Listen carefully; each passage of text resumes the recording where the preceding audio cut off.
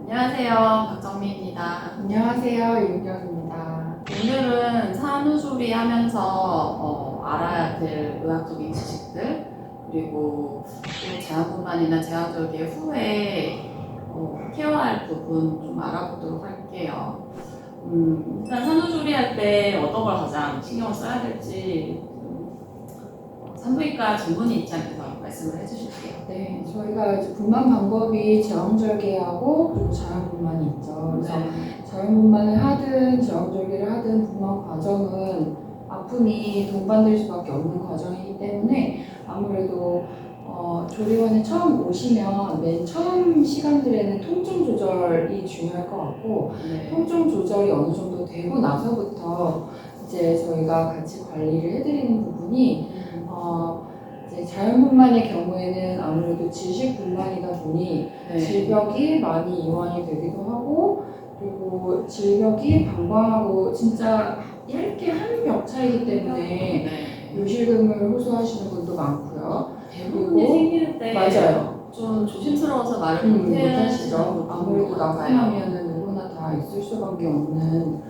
불편 증상 중에 대표적이죠. 그래서 요실금 그리고 나중에 다 회복을 하고 나서 이제 질이 아무래도 이완됐던 것 때문에 있을 수 있는 것들은 빈번한 질병 그리고 이제 관계 시에 떨어지는 만족도 본인이든 파트너든 그런 거 그리고 이제 뭐 생리 때 약간 밑 빠지는 느낌이 난다든가 골반 근육이 약해지기 때문에 그런 거가 생길 수 있어서 그런 부분을 좀 짚어서 산후관리할 때 좀 충분히 미리 예방할 수 있게끔 해주면 좋을 것 같고 어떤 거라면 좀 예방이 될까요? 자연분만의 경우는 그래서 아무는 과정을 봐서 요새는 질 쪽으로 해서 얼굴 관리하듯이 많은 관리가 나와 있어요. 그래서 할 수 있는 것 중에서 이제 집속 초음파, 네 맞아요. 그게 이제 세대를 거듭하면서 예전에는 뭐 수술로만 해결했다면 이제는 점점 비침습적으로 가고 있고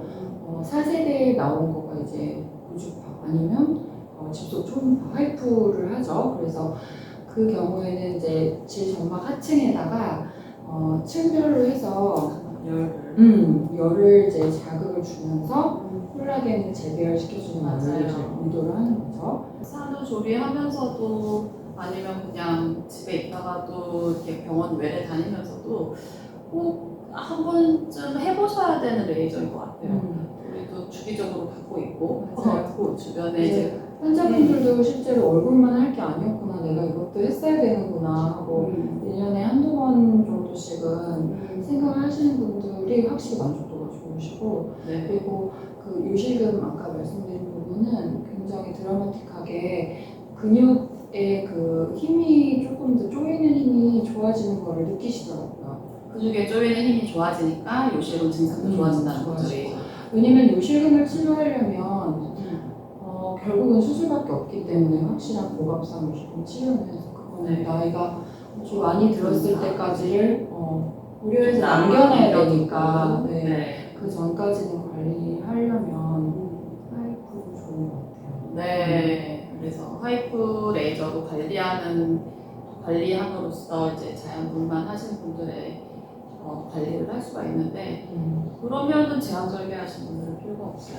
제왕절개 하신 분들도 마찬가지로 임신 출산 과정을 거치면 지식분만이 안 했더라도 똑같이 호르몬의 영향을 받아서 골격이 다 이완이 되기 때문에 저희가 확실히 지압 측정을 해봐도 확실히 달라요. 그래서 늘어나 있어요. 그래서 물론 지식분만보다야 조금 더 보존된 상태로 유지가 되지만 그래서 제왕절개 하신 분들의 경우도 마찬가지로 출산 이후라면 원하는 거는 할 수만 있다면 권하고 싶어요. 그래서 제왕절개의 경우는 질 쪽에는 사실 상처가 안 생기기 때문에 바로도 가능하기 때문에 조리하시면서 하시기에 좋죠. 아픈 거는 저는 좀 부분 아팠던 것 같아요. 맞아요. 안 아프다고 하면은 그거는 거짓말일 것 같은데 근데 사람마다 참을성이 다 달라서 어느 정도 잘 참는 사람은 사실 그냥 편하게 그냥 받으시는 정도 좀 따뜻한 느낌이 나는 정도 좀 자극된 부분이 있다 이렇게 느끼시면 될 것 같고 출산을 경험하지 않으셨던 분들 중에서는 조금 이제 불편하시는 분들이 있고 그렇게 되면 에너지를 좀 조절해서 충분히 시술을 원하시면 수면 마취 맞아요. 그렇게도 가능한 시술이에요. 그래서 그 에너지를 좀 낮춰서 시술이 들어간다 해도 효과가 없는 게 아니더라고요. 또 자기 그 나름의 환경에 맞게 다 들어가지는 게 있는 것 같아요. 네. 그래서 나이가 많이 들 때 이제 갱년기 증상 불편해하시는 분들도 효과를 보세요. 그게 어떤 면에서 질 점막을 재생시켜주는 효과를 가져오기 때문에 분비물이 없어서 너무 건조하거나 그로 인해서 있을 수 있는 위축성 질병이 있을 때 네, 충분히 도움이 될 수 치료도 있고 되고. 네. 그래서 요실금과 건조증을 같이 하기 위해서 나이 있으신 분들은 하시고 출산 후에 분들은 지금 방금 말씀드린 요실금과 질적 이완 때문에 하시고 더 20대 30대는 이제 더 건강한 성생활을 위해서 요새는 많이들 수요가 있으시더라고요. 레이저에 대해서 알아봤는데 혹시 이제 요즘에 워낙 수요가 많다 보니까 질 필러에 대해서도 설명을 좀 해주시면 좋을 것 같은데 네, 필러 종류가 여러 가지가 있나요? 네, 여러 가지가 있죠. 그래서 필러는 일단 우리가 질환 측정 아까 말씀드린 검사를 간단히 해보면 이제 그 힘과 그리고 용적과 여러 데이터들이 나오는데 힘은 좋은데 넓은 경우가 있고 넓지 않은데 힘이 떨어지는 경우가 있고 그래요. 그래서 파이프의 경우는 그 탄력 아무래도 재생될 수 있게 네, 힘에 조금 더 초점을 맞췄다면 볼륨을 개선해 주는 거가 필러예요. 그래서 필러는 크게 이제 하이루론산 필러가 있고 네, 그리고 콜라겐이 있죠. 근데 이제 콜라겐 중에서도 동종 진피 유래 콜라겐이 많이 잘 나오고 있어서 생착률이 높고 부작용이 적게끔 나가고 있죠. 그래서 이거의 시술은 수면 마취 하에 진행이 되기는 하고 필러를 얼굴 시술을 하듯이 똑같이 질 점막층에 점막 하층에 이제 주입을 하게 되는데 진찰을 하고 이제 케이스마다 조금 더 볼륨감이 필요하겠다 하는 부분에 해주는 걸 원칙으로 하되 네, 보통은 이제 후벽 쪽에 많이 들어가게 돼요. 그래서 그쪽에 볼륨이 많이 채워졌을 때 후벽이면 아래쪽이죠? 네, 뒤쪽, 내 몸의 뒤쪽. 네. 그래서 그쪽으로 들어가게 되는데 이거 시술을 한 이후에 우리가 느끼는 거는 사실 하는데 통증 때문에 수면 마취를 할 뿐이지 시술 후에 전혀 불편감은 없어요. 네, 없고 다만 이제 생착되는 기간을 기다려야 되기 때문에 관계는 추천하기로는 그래도 한 달 있다가 네, 그래서 못해도 일주 있다가는 하셔야 됩니다. 이렇게 설명을 드리고 그 요새 나오는 콜라겐 필러들은 아까 말씀드렸듯이 관계를 했다고 해서 터진다거나 네, 흐른다거나가 없기 때문에 일주 정도 좀더 실생활에서는 네, 한 달 말씀드린 거는 완전히 내 거 되는 거. 네, 그 정도 생각하시면 될 것 같아요. 그래서 이거는 아무래도 내가 수면도 하고 이런 부분에서 부담이 있을 수밖에 없지만 확실히 달라져요. 달라지는 게 있어요. 콜라겐 필러 재질을 보니까 정말 콜라겐이더라고요. 맞아요. 빡빡하게. 그것도 진짜 인체 조직 중에서 이제 지방이랑 그다음에 이제 혈액 성분 제거하고 나온 진피 유래로 만들기 때문에 네. 부작용도 옛날에는 왜 막 너무 많이 불오른다거나 해서 다시 녹이거나 이런 경우가 있었는데 요새는 부작용 없이 가볍게 많이 시술을 할 수 있고 몇 년에 그런 건가요? 그것도 사람마다 다른 부분이 없진 않지만 대체적으로 6개월에서 1년 사이, 1년에 한두 번 네, 유지를 어느 정도 원하느냐에 따라 좀 다를 수 있겠죠. 네, 조금 더 계속 이렇게 타이트하게 볼륨이 있는 걸 원하시는 분들은 일단은 2번 정도 하시고 아니면 한 번 정도 유지해 주시는 걸로 충분히 효과를 많이 보실 수 있는 것 같아요. 만족도는 생각보다 높은 것 같아요. 높은 것 같아요. 네. 자체. 네. 확실히.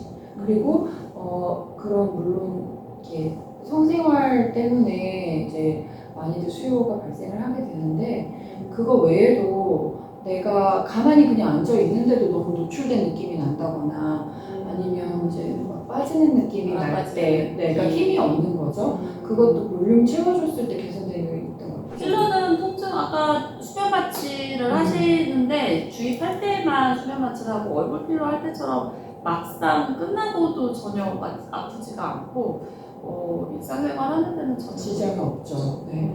그 주입이 되는 당시에는 수면 마취를 안 하고 하기에는 부담스러운 통증이기 때문에 마취는 해드리고요. 그리고 움직이지 않아야 돼서 하는 부분이 있죠. 정확하게 계획한 부분에 교정이 되도록. 네. 근데 깨고 났을 때는 전혀 불편감 맞아요. 없어요. 네. 부작용이 있다면 어떤 게 있어요?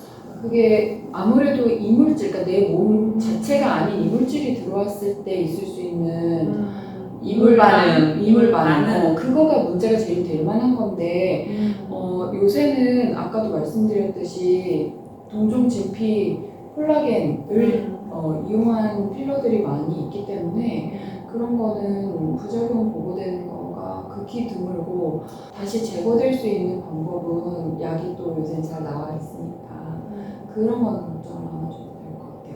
지금까지 시술한 중에서 없었어요. 요즘에 또 여성 성형 수요도 참 많은데 여성 성형 종류에는 어떤 게 있을지?